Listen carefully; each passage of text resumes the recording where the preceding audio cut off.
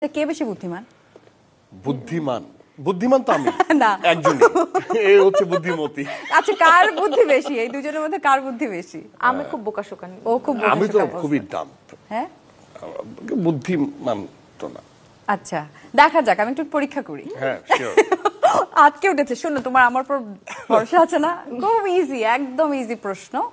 প্রথম প্রশ্ন, ডিমের কুসুম সাদা নাকি ডিমটির কুসুম সাদা? ডিমের কুসুম সাদা।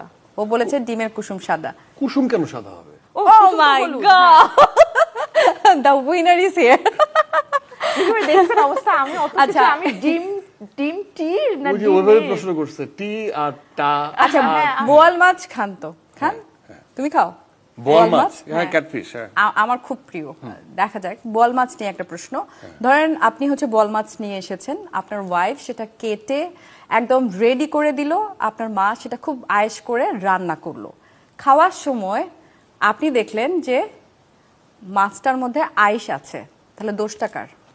আয়েশ কি মানে ও আচ্ছা। গায়ের মধ্যে যে আঁশগুলো আঁশ উপরের থাকে দিকে না? যে আইস থাকে না, ওইটাকে আইসই তো বলে। বোয়াল মাছে তো আঁশ থাকে না, এক। দুই নাম্বার হচ্ছে দোষ যদি একজনকে দিতে পারবে না, দিলে দুজনকে দিতে হবে। কারণ তুমি না হয় কুটছো, ওটা তো আবার রান্নার সময় আবার দেখতে আফরান হবে নিশো যে কোনো ভাই, মাছ। আমি জানি আপনি অনেক বুদ্ধিমান, কিন্তু এখন তো ওটা লেভেল ছাড়িয়ে যাচ্ছেন আপনি। উত্তর কিন্তু প্রথমটা দিয়েছেন যে বোয়াল মাছের ভিতরে কোনো আঁশ থাকে না। তারপরে আরো যেটা কি বললেন? না, বললাম যে যদি তারপরেও যদি যে কোনো মাছের বিষয় আসে, তাহলে দোষটা আসলে দুজনেরই। কারণ বিব্রত হচ্ছে যে খেতে বসছে, কারণ একজন কুটবে আর একজন রান্না করবে, দুজনের কারো চোখে ধরা পড়বে না যে মাছে আঁশ আছে। হ্যাঁ, এটা হতে আমি তো পারে না। এভাবে চিন্তাই করিনি। একটি ঘরে 4 জন মানুষ আছে। একটি ঘরে 4 জন মানুষ। হ্যাঁ, একজন বসে খাচ্ছে, একজন টিভি দেখছে, একজন দাবা খেলছে, আরেকজন কি করছে? একটি ঘরে 4 জন মানুষ, একজন বসে খাচ্ছে, একজন হচ্ছে টিভি দেখছে, আরেকজন দাবা খেলছে। ওই যে আরেকজন, একজন দাবা খেলছে, একজন তো দাবা খেলা যায় না। হ্যাঁ, দুজন মিলে দাবা খেলতেছে। এইবার মনে হয় আমি একটু পারছি না মাথা ধরা। এবার মাথা খুলছে, এবার মাথা খুলছে। অ্যানসারটা একটু ডিপ এবং ক্রিটিক্যাল ছিল। সে কিন্তু সবাইকে দেখছে। না, দেখছে ঠিক আছে, কিন্তু দাবা তো দাবা একা তো একা খেলা খেলা যায় না। যায় না। আমি তোমাদেরকে Okay, ঠিক উইনার আছে, ঠিক আছে। হিসেবে দেখছি এই প্রথম দুজনকে। আমি একটা বলতে পারছি, সো এটাকে কাউন্ট করা আচ্ছা হবে। ঠিক আছে, এবারে হচ্ছে একটি টেবিলের উপর 4টি মোমবাতি আছে।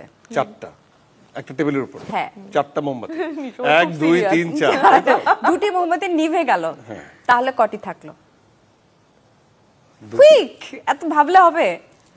4টি মোমবাতি আছে, দুটো হচ্ছে নিভে গেল, কয়টি থাকলো?